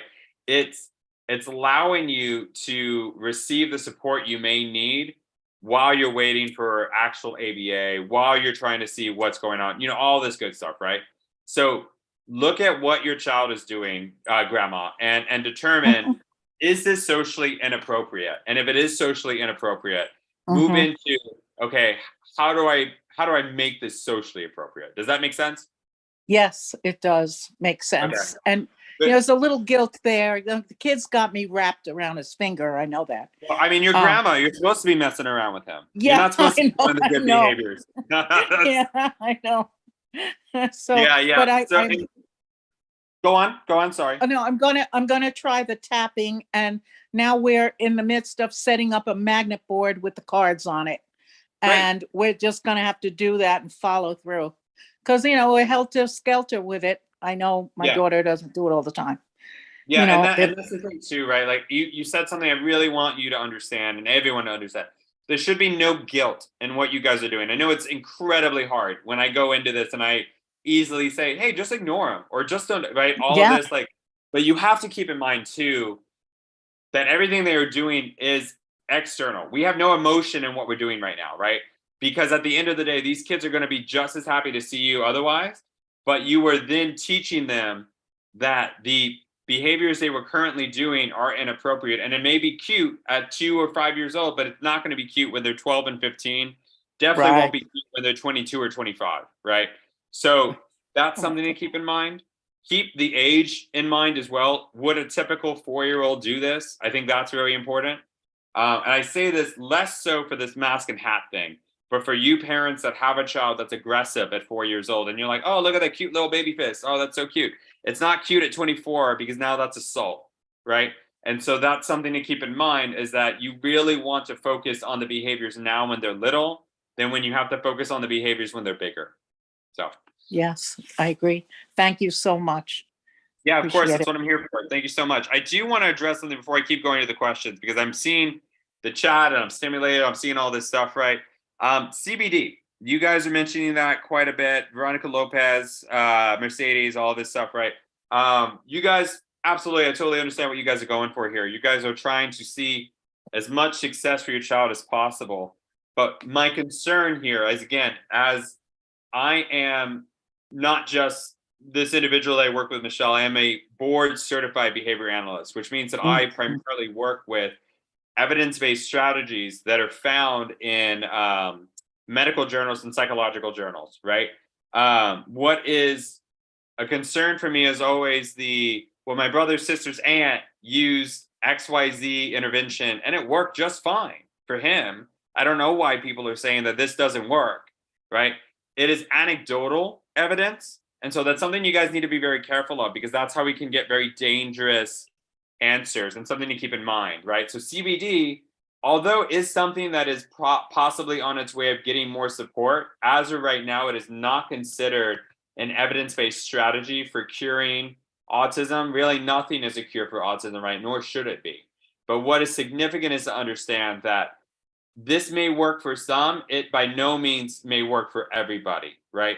And so that's something I want all of you guys to be considerate of, whether you're here with us or someone else, is to be very mindful of non-evidence-based strategies and people saying that you should do these things because it is working for them, if you will, right? What I put in the chat, just for the sake of everybody, is a book that I absolutely love. It's a controversial therapy book. We don't offer this. This is just something I do, again, as a behavior analyst. It lists, at the time of the book, every controversial type of therapy there was out there at the time and why it is considered controversial, okay? And what were the effects of some of these? Because some of these, unfortunately, led to death. Don't want to be morbid, but some of them did, right? So it's very significant for you guys to see a red flag when it's there, whether it's, hey, I can cure your autism for $10,000 is not appropriate. But me personally, as a BCBA, I don't believe in the CBD thing because it is not evidence-based by medical journals and psychological journals. It's very significant to see the difference there. Now, however, if CBD was to then get a medical journal or a psychological journal that said that it had some positive effects with autism, that would be a completely different story. But I'm just here to try and help you guys out and make sure that you guys are getting not misinformation, if that makes sense, right? Yeah, exactly, Veronica. What might work for one may not work for another. So that's definitely true. Again, I'm not here to say, don't ever do this. How could you? I'm not here to judge. I really don't care about that, right? At the end of the day, you're here to try and support your child. And I tip my hat to each of you because you guys are all extraordinary people. But what I just want to be careful of is, just really look into what you're providing. and do what you can for your child. So with that being said, we'll get back to the question. Sorry, I'll get off my high horse, if you will. I just want to make sure you guys are well informed and supported. So we'll go with Kiki 2019 Esparza next. Hello. How can I help you guys? Allowed to talk. You are allowed to talk, Kiki. Hi, I have a 3-year-old nonverbal child. He's very abusive towards me, not towards other people. Like, he's great with other kids, other adults, just me. I mean, I feel like I'm in an abusive relationship with my son, honestly. Okay. And I am on disability. I am type 1 diabetic and also have some mental problems myself. And I'm just wondering, we are in Houston, Texas, if we can get enrolled in your class through our Medicaid. Okay, so this program specifically is not insurance based. So there's that, right? So you can definitely talk to Michelle. If you guys follow me and you specifically more than most, Kiki, because where are you located in Houston? I'm right here between Sugar Land and Houston, right on the outskirts. I'm on the opposite side of you. I'm Spring Woodlands. However, I know so Medicaid. I know a fantastic doctor, medical doctor / behavior analyst in Pearland, Sugar Land that I can connect you with. No, she doesn't take Medicaid, but she may be able to support you more than I can because you're on her side. Does that make sense? To be honest with you, I'll drive across the world right now at this very moment just to get him. And that's why I wish I had the money, because I would definitely spend the money right now. I promise you on everything I would. But I have no family. Both my parents and all grandparents have passed away, and we get the occasional help from his dad, but he doesn't want to accept fully that our son is autistic, so he's not really willing to invest into anything that has to do with the autism. Yeah, their dad, your dad and my dad both. My dad was so I'm mixed. I'm both white and Hispanic, right? So his was more of a cultural thing. He didn't really want to talk about mental health, and so it was more of a shame thing. And so I definitely want to help you. Please, I'll do it again in case you guys missed it. Please follow me on Instagram here, and I can help you out further, Kiki, with the email and the number of the doctor I just told you about, who is on your side. I know she's not credentialed with Medicaid; she's working on it, but I think she has other resources in that area that would be good for you. Okay. So please follow me on Instagram, and I'll see you there. Okay. Okay, I have to set up an Instagram because we don't have Instagram, but I'll definitely set up one. And oh yeah, no worries. Yeah, whatever works for you guys. But no, I appreciate it. Kiki, did you have a question I can help you with, or is your question about relationship building? Well, I just need to really figure out like how. I mean, I don't know if you've seen my comment in the comment section, but I at least twice a week I either have a busted lip or a black eye, and I need to figure out how do I stop that. Okay, why? So out of my 4 reasons, I don't know if you heard me. It's from attention, escape, tangible, it feels good. Why do you think your child is doing the hitting? Because I'm not giving him 3 ICECREAM. Okay, sorry, I missed a lot of that spelling. Say it again. You could spell it. Let me see if I could get away from him. Because I'm not giving him 3 ice creams. Oh, I see. Okay. Okay. And then if I refuse to give him another one, then that's when the abuse starts. Or if I don't little, right? the TV fast enough. Okay. Is he little? Yeah, he's 3, but he uses his head and picks up objects. Oh yeah, no, that's fine. No. That I'm asking, is he little? So that way, so my suggestion is to use the ice cream to your advantage. So you can only give him ice cream when he does something for you. Instead of just giving him ice cream for the sake of ice cream, tell him, first do this, then you get ice cream. Okay? Yes, sir. And turn it into a reinforcement system to allow him to understand that he is only going to get the thing that he loves most when he completes a task of some kind for you. Does that make sense? Yes, sir. And then when he starts to get aggressive, because he may get aggressive because he's not used to this, right?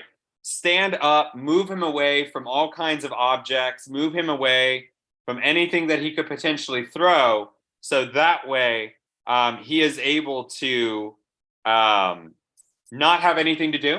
And he has a choice. He can either lay on the ground forever, or he can get up and do what you want him to do to get the ice cream that you had told him he could have.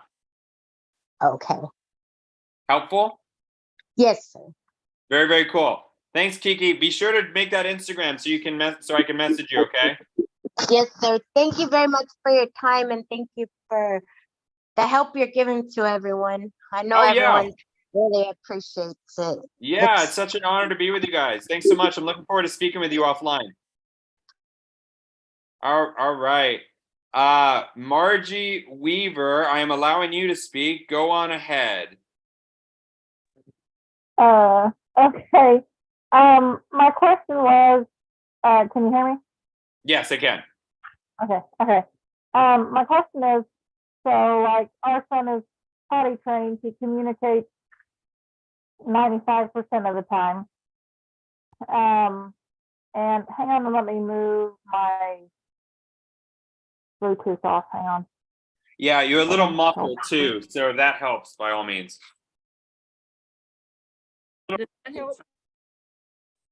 Okay. All right. Oh, that's so much better. Yeah, absolutely. Good. So he communicates about 95% of the time. He doesn't have any violent behaviors in any way, shape, or form. He's really great that way. So my question is, what could this program do for him in the way of helping us? Our major concern at this point is helping him get forward in his education, because like right now he's doing about second grade level work, Yeah. So, well, he'll be 16 in July, sorry. Okay. And he's doing second grade work, you said? Yes. Yeah. He reads, he struggles with numbers, but he does read, and he's got about 120 or more sight words down. But he can read, and in books that he likes, he can do even better than what we expect him to. But my question is there anything in your program that would help us help him? Does that make sense? Yeah, no, absolutely. So with this, right, is that me specifically, the other BCBAs are very knowledgeable as well, but I don't want to speak for people when they're not here. I'll speak for myself. I work with ages 2 to 18 years old. So it's definitely a variety of what we provide, right? So for my 2-year-old, 3-year-olds, I work on, hey, show me clapping and doing things like that. Whereas my more independent folks, but they're 8, 9, 10 years old, I'm doing, hey, fill in the blanks or more specific things. For my 16-year-olds, obviously, I don't need to worry about them showing me clapping. We focus more on how do you cook? How do you live on your own? What is dating like? How do you shave? All of these independent living skills. So we definitely can do that. Behavior really, at the end of the day, you guys too, just so you know, is a lifetime science. It does not mean that I will be with you for the rest of your life. But what it means is that this works even with geriatric patients. And so when you ask me, is there something we can do in this program for you? We absolutely can, right?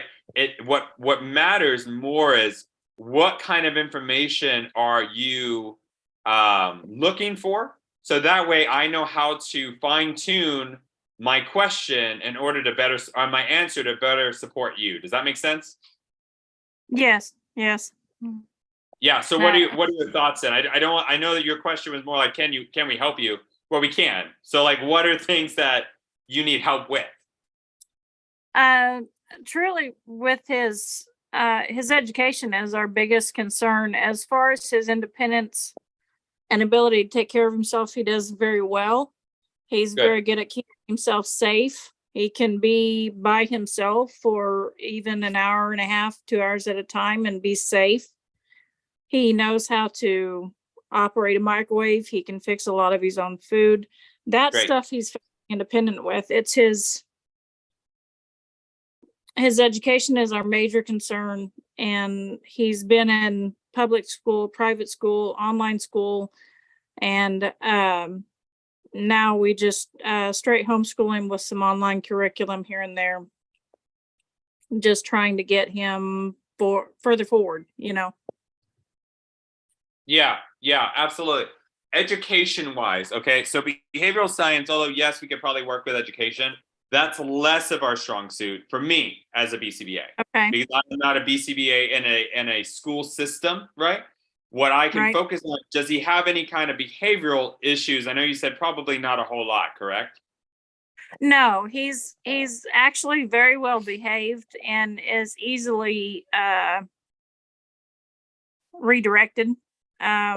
He's never ever been violent, so Okay. and what So have you. So education wise at that point, if there is no real behaviors that are holding him back per se, right? It is going to be more of having some kind of tutor, but more importantly, meeting him where he's at. Is getting him started at a second grade level instead of frustrating him and putting him at a 16-year-old level when he clearly is not there. right. Okay. Yeah, does that make sense? Yes, that makes sense. Yeah. Yeah, absolutely. So that is what we're more than happy to help you if you have any kind of like behavioral or prerequisite skill concerns. We can definitely do that. It's just a matter of figuring out where we go from there. Right. Yeah. Helpful? Okay. Okay. Very, very cool. I think you've helped. I think you've answered my question. So Very cool. Awesome. No worries then. Okay. So then we'll go with Nelda Gonzalez. How can I help you, Nelda?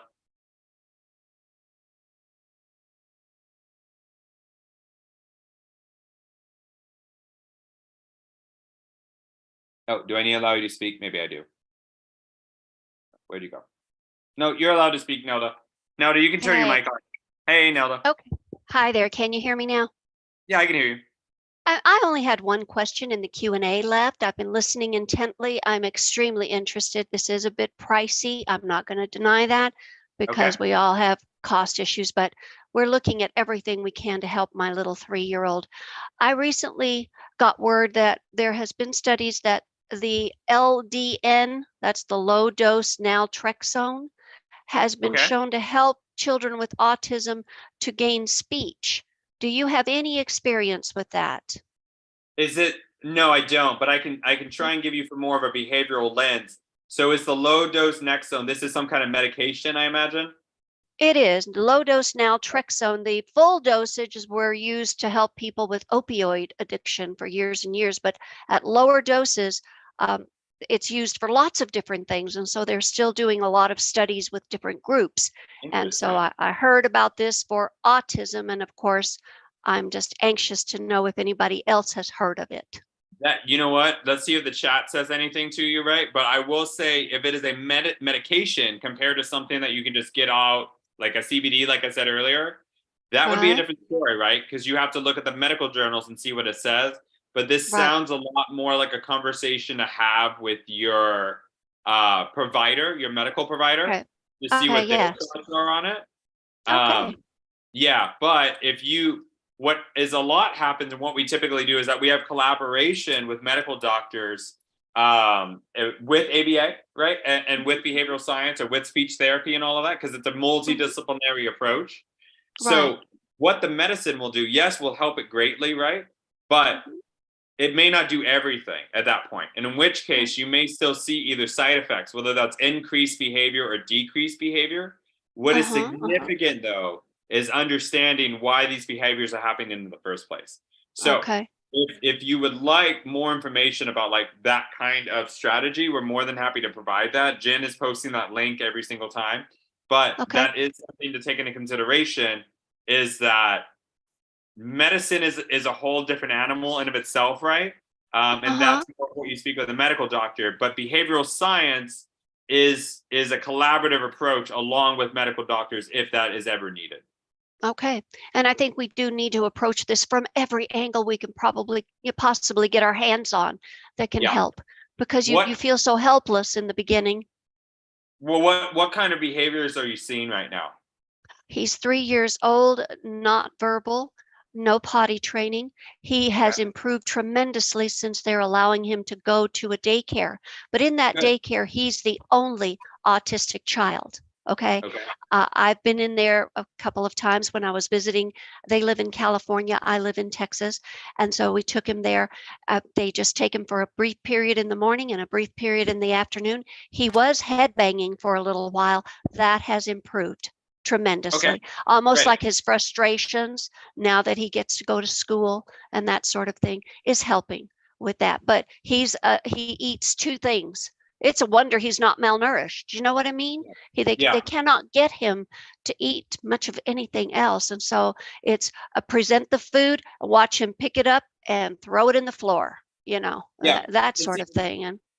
And that's what we're talking about here, right? So like medicine is never going to be, or at least in my opinion, right? Like it's not going to be that life-saving thing that will all of a sudden your child's going to be potty trained. All of a sudden he's going to eat everything, right? So depending on what the medicine provides, it's definitely possible that there is going to be some success, right? But it's still a matter of him having to learn certain skills on his own through support of you or other professionals, right? Yes. So I think you are on the same page where if you have trouble with potty training, that's something we can do, right? If you have trouble with feeding, something we can do. Really, any kind of behavior we're able to focus on as long as it is something external. Now, if you tell me like, his heart's not beating the right way, right? Like that's not me anymore. That's a medical doctor. But if you tell me something external, something you can observe, behavioral science is specifically actions that you can observe externally. Does that make sense? Okay. Yes, it does. So, I'm very excited to have learned about you, and we'll keep checking out and looking in and consider this program and see what we have to do to afford it, and hold you to your money back guarantee for sure. And you know what though, my favorite is our parents like you, right, that are curious. Those are my favorite parents, the ones that are, well, why are we doing this, or what's the point in this, or what, like all of these, obviously not in a very rude manner, but the ones that are trying to learn, because my job is to work myself out of a job, is to get you, I've seen some parents are like, well, I've been an ABA for 10 years. And it's like, that's not something I think you should be proud of, because my goal as a BCBA is to provide you with the skills that you need, where 10 years later, you can say, no, I remember what Armando taught me, and this is how I need to handle XYZ behavior, right? Armando, tell me what ABA stands for. I probably missed it. ABA? Yes, ABA is Applied Behavior Analysis. Okay, and what's BCBA? BCBA is Board Certified Behavior Analyst. Okay, very good. Yes, so ABA is typically what is allowable from a doctor. They have to prescribe that to you. Okay. It is a lot like getting oncology treatment for cancer. It is considered a medically necessary procedure. Now, you said you're in Texas, right? I'm in Texas. They're in California, but hoping to move to Texas later this year. So you'll have to look at California, but if you're going to wait till Texas, that's fine. In Texas, you can miss school and go to ABA with an excuse letter. Much like if your kid was sick and they went to the doctor, the child, the school has to accept that excuse letter. And that is how medically necessary this treatment can be. So when you were getting this, right, you were with a registered behavior technician or behavior technician. A behavior technician is somebody that is new to the field, is got out of high school, maybe has a degree. A registered behavior technician takes a 40-hour training and takes a test, a national test, and passes. A behavior analyst like myself has gone to bachelor's, taken a master's, has had 2,000 hours of internship, and then has taken a national board certification to become board certified and be able to treat children with autism throughout the nation. And so that is my role at this point, right? Okay. So that is what you get when you are getting provided ABA. So what you are being provided here in this course are 3 different BCBAs who have done the same thing I have done, myself and the 2 others, to get our credential, and are providing evidence-based strategies and medically based strategies, if you will, to promote independence and self-advocacy in your child. Okay. Well, good. Thank you, because I heard you say those and I thought, what does that mean? You know what? I get that. It's like, he said that a lot. I should probably ask for that. I should probably know what it is. Okay. I thank you ever so much. And I'll let you continue on. I hope so too. Okay. Yes. Bye-bye. All right, take care. Bye-bye. Uh-huh. All right, we will go with Rachel. Oh my gosh, Jen, I did not know so many people had questions. Yes, good to see everyone.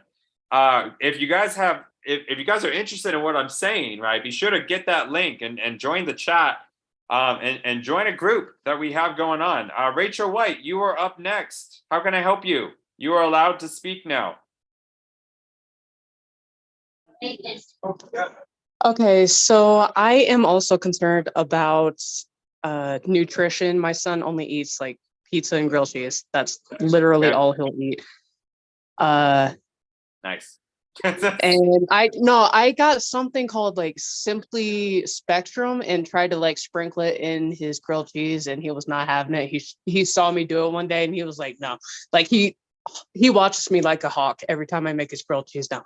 But and I am just worried about him when he's older. He's almost 10 right now, and like something simple like tying his shoes by himself or showering by himself. Like I squirt soap on his loofah and then hide the soap. Otherwise, if I didn't do that, he would just use an entire like brand new bottle in one shower, you know? Yeah. I don't know. Let's start off with the first thing you said, okay? The feeding. So what I practice and what now ABA practices is what is called trauma-informed care, okay? So what that means is that we have learned better ways to promote feeding in a child other than, hey, eat this, and then doing this, okay? That's not what we do anymore. That was 50s, 60s, in the 1960s, things like that, right? What you can do as a parent is say, find his thing that he loves the most. Let's say it's iPad, for the sake of argument, okay? He loves his iPad. Great. So you're going to say, hey, do you want this iPad? Then you're not going to see it again until you eat one bite of this food that I put in front of you. I'd recommend just one thing. If I do that, like he doesn't even need to be near it. I can be like, hey, will you try it? And he will puke. Like just the thought of it. And that's great. So that's fine, because what you have right now is baseline. You have, where do you need to start before this child is able to accept the food that is around him, okay? So a couple of things here is that you need to determine how close can you get to your child before he realizes that this is not going well, okay? And that is where you start. And then you get closer and closer. And now you put it on his table. Now you put it near his mouth. Now he has to put his tongue on it. Now he has to put it in his mouth. You keep raising that bar to give him the iPad. But a second part of this is to deny the iPad, deprive him of that iPad, and he only gets the iPad if he does whatever you want him to do at that point. Does that make sense? Yes. Yeah. So it seems difficult in the sense that it is not the typical, hey, take a bite, now you get your iPad. But some kids are like that, where they are at a point where they will not eat or look at anything, right? You need to determine where your child is at specifically so that you know where to start with them and then move forward from that point. Does that make sense? Yes. Yeah. How do you feel about that? I will continue working on it, but I know how he is. Like he is very particular with like certain things. Even if like I get the wrong keys, just he is very specific with what he eats. So you need to have this question in mind, and this is what I tell a lot of the parents that I work with. Ask yourself anytime that there is some kind of behavior going on, right? Who is in control right now? Is it you or is it the kid? And if you answer the kid, then your next question needs to be, how do I regain that control? Okay. So understanding that, yes, he is very particular, right? But keep in mind, is the world going to accept that he is this particular person, that he is a very picky person? Probably not, right? So the goal in mind is to have him understand what the expectations are in order for this to no longer be socially inappropriate, and move him toward understanding that these things in his life are going to happen. He just can't avoid them forever, because as you mentioned, eventually there is some kind of concern for nutrition at that point. Okay. Yeah, I just worry. Yeah, I just worry because like he will rather starve than do anything but that specific thing. Well, let me ask you then as well, right? Have you taken the iPad? Have you deprived him of the iPad before, and told him do this before you take a bite or whatever? Yes, he'll freak out at first, and then after a while, he'll just keep saying, "I'm sorry, mommy. I'm sorry." Like I'm not mad at him at all. I just, listen, try things. Are you speaking to him as he is saying, "I'm sorry"? Are you like, "It's okay, sweetie," or anything like that? I tried to speak to him, and if he's freaking out, I point to my nose and tell him to focus. That works, and let him, breathe and focus. And he does pretty well when it comes to that. Yeah, and so with that though, right, is inadvertently providing him attention. So it is inadvertently teaching him, I can act this way and still get mom's attention, right? Yeah. So that is a concern there as well. So the more that you have conversation with him, or the more that you're trying to direct what he is trying to do in that moment, it is teaching him, I can act this way and still get mom's attention. And it's a lot like when you are angry and if somebody is trying to tell you what to do, you're not really listening, you're just in that tunnel vision. And so it's significant for him to understand that there is no attention being provided unless he is able to initially calm himself down on his own, because it teaches him a way to internalize those kind of behaviors and allow him to self-manage them and work on it himself. Okay. Yeah, so very, very good. Does that make sense? Yes. All right, sounds good. Thanks so much. I'm glad I could help. All right, so we will go. Nelda, you went. Nelda, I'm going to lower your hand, but if you did have a second question, I'm just going to raise it again, but I just don't know if you did. Okay, I have SA next. The initials SA. How can I help you? Hi. Hey, how can I help you? I had a question about toileting. My child is prompt dependent, like just refuses to go on like his own will. We basically have to tell him to go. And then with number 2, he is like terrified of the toilet, and he actually uses posturing to go to the bathroom. And I'm curious if like you had a suggestion for how we can work with him to overcome the fear and not traumatize him, and B, why he would need to be in that position. I know like kids on the spectrum are commonly struggle with constipation. So we did a major diet change and we took out all the inflammatory foods. So I don't think he's struggling to go as much, but he just prefers to do it in this position rather than sitting. Yeah. If that makes sense. Yeah, so it's going to be about more of a shaping procedure for you, right? So what shaping means is that you're going to just try and get him to understand slowly but surely the way that he does need to sit appropriately, right? And again, it's keeping in mind what is socially appropriate, what is socially inappropriate. And if it is something that is going to be an issue for him throughout of his life, working little by little to a point that will make it more socially appropriate. Does that make sense? Yeah, like baby steps, I guess you're saying. Yeah, and it is. Yeah. So it's a lot like if you were learning how to play tennis, you don't immediately know how to hold the thing appropriately, or you don't know how to hold the golf club appropriately.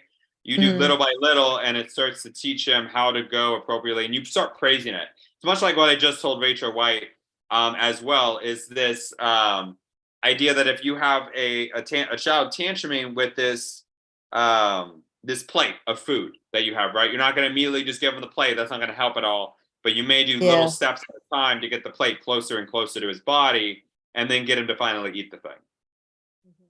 Okay. Make sense? Okay. Yeah, thank you.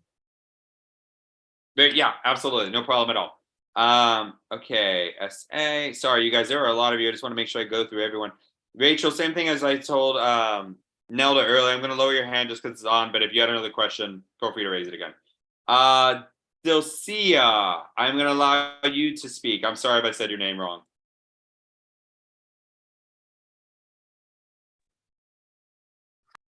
Oh, sorry. Just so you no, that's my fault. Okay. Now you can talk. Sorry about that.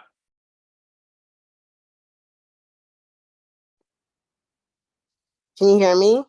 Yeah. How can I help you? Okay. First of all, I just want to, I'm so happy to hear about this program. I definitely want to give kudos to everyone, like all the grandparents and relatives that are here. I think that's awesome and wonderful. My question is honestly about the family externally, and how to deal with family members who aren't necessarily 100% accepting. I know you kind of went into it a little bit in the beginning. And it's not, I feel like I know there's so many people here that don't even have a support system. I happen to have a great support system, I think. Because everyone loves my daughter. She's 3 years old.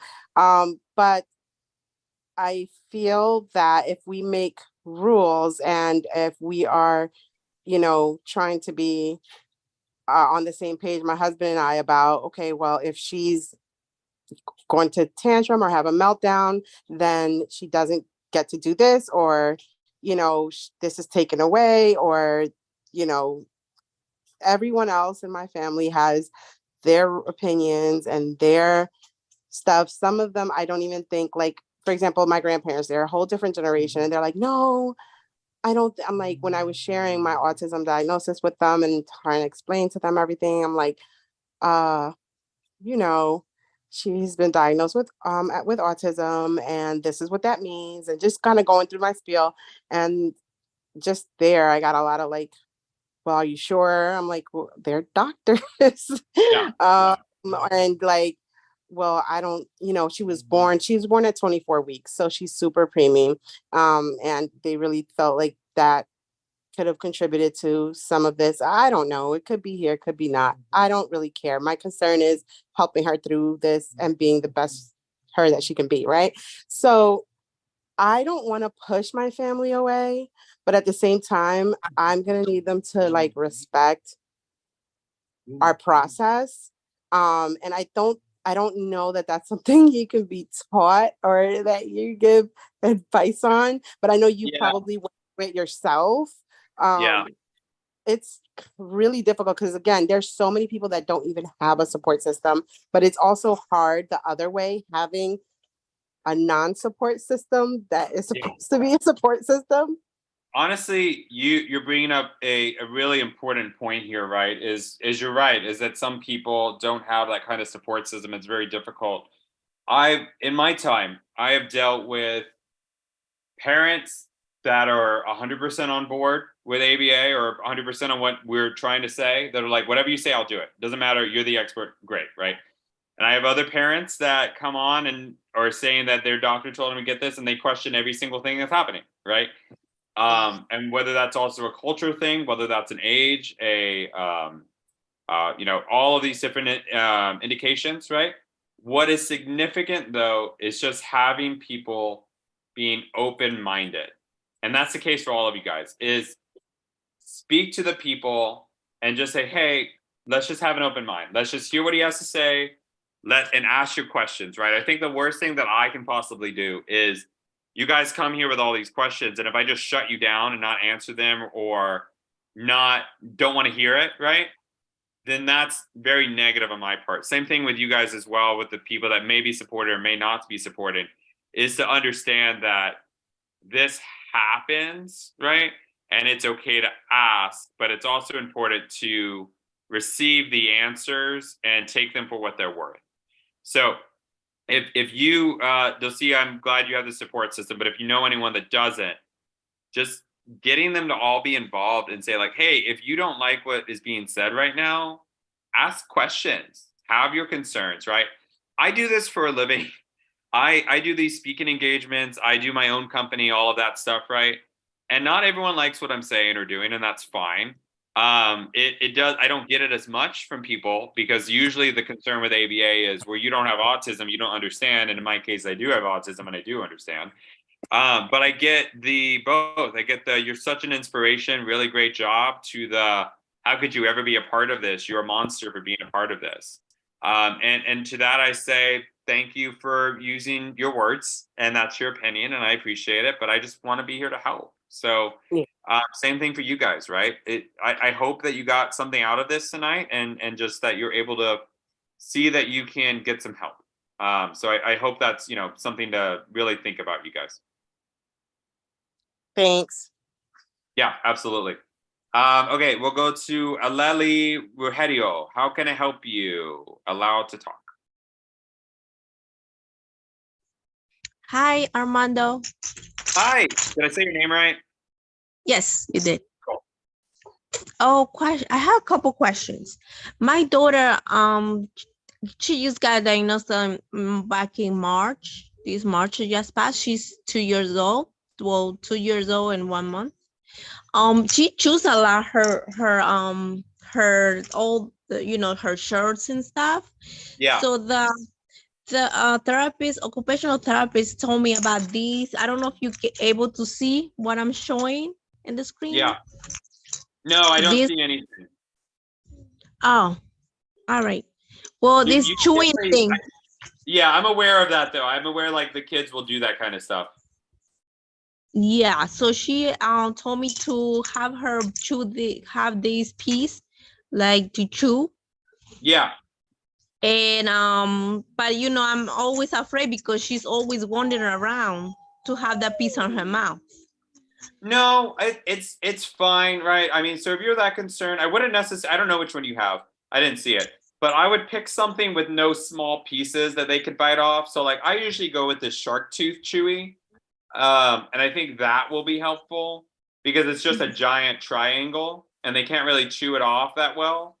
As opposed to ones with little pieces, but I think you're on the right track by using the chewy. Okay. I also have another question. I'm sorry to keep asking questions. No, this is literally y'all's time. I'm good. Yeah, I'm interested in the ABA therapy, but unfortunately my insurance doesn't cover or that therapy. Yeah. So I also the early intervention is telling me that she qualified for ABA therapy, but they told me 60 hours. Is that possible? Oh my gosh, no. Oh, who is telling? Yeah. I'm sorry. Who is telling you that? The early intervention coordinator. So I was like, who? Like, no, that is unethical to the extreme. Who is telling you your daughter needs 60 hours? The coordinator, the EI coordinator. For the school or for a center? No, for the early intervention. Is that a school though, like a public school? No, it's services. Like those ones that they look for speech therapists, occupational special instructor. Yeah, that coordinator told me. No, a maximum. No, it is too much. No, that's unethical. No, and you tell them that that's unethical. It's a max of 40 hours. It's no more than that. Your child is only needing 30, 35 max to see complete success. Anything more than that, they're just trying to take your money. And yeah, well, I was like, oh, that's too much, even for me. because either I work or I have to provide for her, and I can't, I work 35 hours, No. 37 max, No. 60 hours a week for me is too much. I'm sorry. So, I'm mad. another thing, I'm very interested in this program that Great. you're, Great. yeah, but my English is not my first language. In some things, sometimes I don't understand. And I was wondering on the program, how many hours per day or how that works. It's up to you. So like you're gonna, let's say you pay for this, right? You can go to as many of these as you want, but if we can provide you accommodations. So if you have questions that like you want answered, right? We have a little like a how do I put it? Like an Excel sheet, so you can write them ahead of time, or you can tell Michelle that you need something translated, and then I can say something, and then we can translate it back to you at a later time. I'm sure we can figure out something. Don't let language be a barrier for you. We're more than happy to help you in the best way possible. Just like that's not an issue. That's something I don't like is when like language becomes an issue, because like that's something that can be very easily resolved. It's just a matter of bringing up those kind of questions, right? So do that. No, absolutely. So I hope that helps you decide, Aleli. Okay, thank you so much, Armando. Yeah, on it. Oh man, I'm sorry. Now I'm all fired up right now because that makes me so mad that somebody told you that you needed 60 hours. You don't even do that for work. Like that's not even a normal work week. Like that makes me that makes me angry. I'm sorry. Like Yeah, sorry. no, and then my insurance doesn't cover it, but it's good. And then I'm trying to get another insurance, and then I had to pay $551 per month just to get an ABA. It's like, No, you're not. No, because what they're doing is they're going to get money from the insurance company for the 40 hours. And then they're saying, hey, mom, we know you have the money to do 20 hours. So we're going to ask for 60. That's so unethical. You need to report them. I'm sorry. That makes me really angry when parents have to do that, because there's no reason. Any BCBA knows that it's maximum 40 hours. That's not okay. And for them to try and take advantage of you, that's not okay. I'm sorry. So I try to stay out of that stuff, right? But like okay. I hope that helps. Thank you, Armando. Yeah, no worries. Okay, very, very cool. So thanks so much, Shannon. Yeah, I don't want you guys to get taken advantage of. You guys you're literally just trying to help out your children, and then somebody is like, I can cure your autism for blah blah blah monies, like $1 million, I don't know, whatever, right? Like that's so ridiculous. Autism can't be cured. This is behavioral science. You learn from it, and you're able to cure. Like anyone that says anywhere that they can cure your autism, they're wrong and they're lying. That there's no way to cure it, nor should you. I'm in a group that is like trying to change the mindset of what autism is. Like that's not okay for anyone to do that to you guys or for anyone else, honestly. Like that's not cool. Sorry, Jen's trying to keep me on track. Jen, you're the best. Yes, please sign up. If you want to hear more of my passion, more of my rants, you can sign up, and I'd love to tell you more, because you guys deserve the best, and that's what we're trying to do for you here. So with that being said, we'll go to Zoom user and see how I can help you. Zoom user, how can I help? Hi. I have a question about my daughter. STEMs so hard that it is hard for her to like focus while she's in school, and she's in like a special education class. So there's about 6 kids to 2 teachers, but it's really hard for her to focus because she's always stimming. Yeah. And it seems like uncontrollable. Yeah, I got another problem with schools. Because because it's not right either. But like it's not the school's fault. I mean, I guess it kind of is, or it's also mostly the state's, whatever. Because there are not enough resources to be provided with the amount of kids. When you have 1 in 36 kids have autism, not all of them are going to be in ABA. A lot of them are going to be in the school system, right? And they're doing their best, but there's not a lot of resources for these teachers. And so things like stereotypy, the hand flapping goes unobserved, if you will. And so it becomes difficult. So in order for you to consider this, I don't personally focus on hand flapping and things unless it's a detriment to their life, which is what it sounds like yours is, right? And so what you do is that you can start promoting certain things. So let's say she loves the iPad, again, for argument's sake, right? She loves the iPad. So if she can go 5 minutes without hand flapping, then she gets the iPad. But if she starts hand flapping, I don't think you said hand flapping now that I'm thinking about it, but whatever it was, the stereotypy. If she can go this much time without, it was?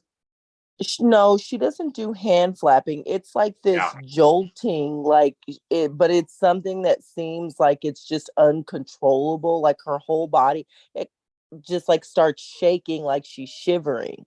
You know what? I take it back. Let's do 2 different things. Let's, number one, focus on if you give her a sensory break of some kind, like 10 minutes, okay? If you give her a sensory break of 10 minutes, see how that goes and see if she stops doing it, okay? Or at least not as severely. But if it's starting to be go on. She has a sensory toy that she will not let go of. We have to take it in the shower. She has to take it in school. And even she'll be even doing that motion while she's sitting and watching like the bubbles go, like drop down from the top of the toy. Yeah. So with that, you got a couple of things going on. That's totally okay. So you can give her a sensory break where she only sees that toy with when she has her sensory break. So you remove it from her and only give it to her at certain times. That's option A. Option B is you say if you can go 5 minutes without jolting, you can get your bubble toy or whatever it is.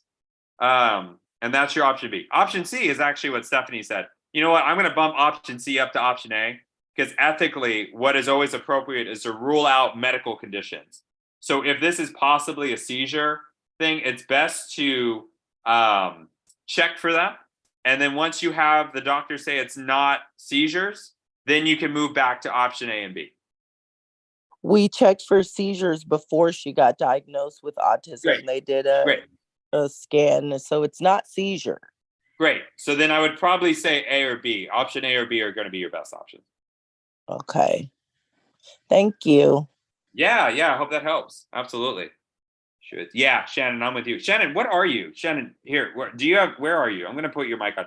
Are you a teacher? Are you a doctor? Because you're hyping me up and I love it. I just want to know what you are. Are you just a parent that's like really knows this stuff? Because you're right about all this stuff. Where are you, Shannon? Sorry, I'm trying to find you. There you are, Shannon. And you can type it if you're shy and don't want to say something. I'm just curious.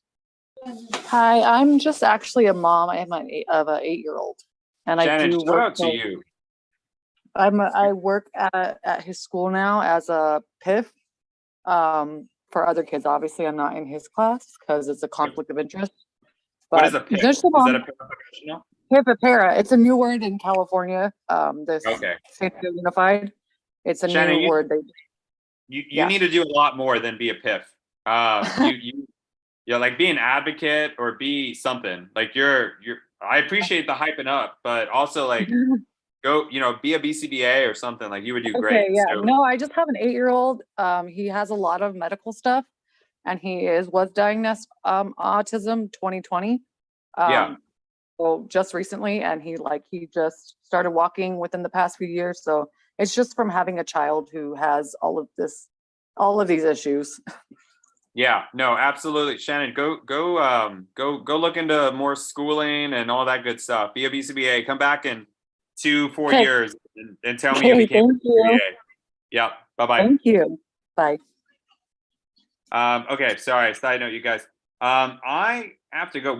Man, time flies. Jen, we've been here 2 hours. And I'm sure these people would love to go to bed. Or not. I don't know what time it is for you guys. California, it's like 7 p.m. You're like, I can party, but no, it's okay. It's 9 p.m. for me.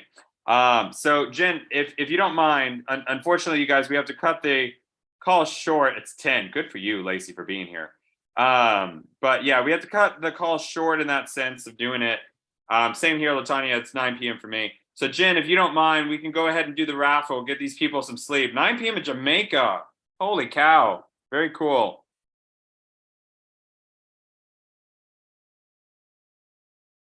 Zoom user, I wish I was in bed.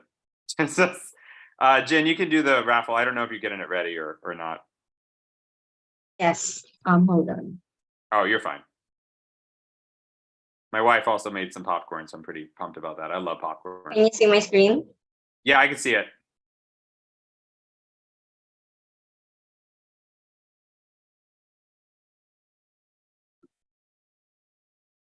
Who's it gonna be? Who's it gonna be? Ooh, who is it? Vince Manabusan. Oh man, I messed that up. But congratulations. Very, very cool. You guys, so I will see you. Oh, Vance, you're here. I know you're so excited. I love it. You guys, if you didn't see, please follow me on social media. If you want to hear more about my rants or my passion, please do it. Autism International Consulting is my company. Veronica Lopez, before you leave, I saw that you are also in Houston. Shout out to Houston. If you have questions, Veronica, please reach out to me. I would love to help you as well and do that. So again, one last time, here's my social media.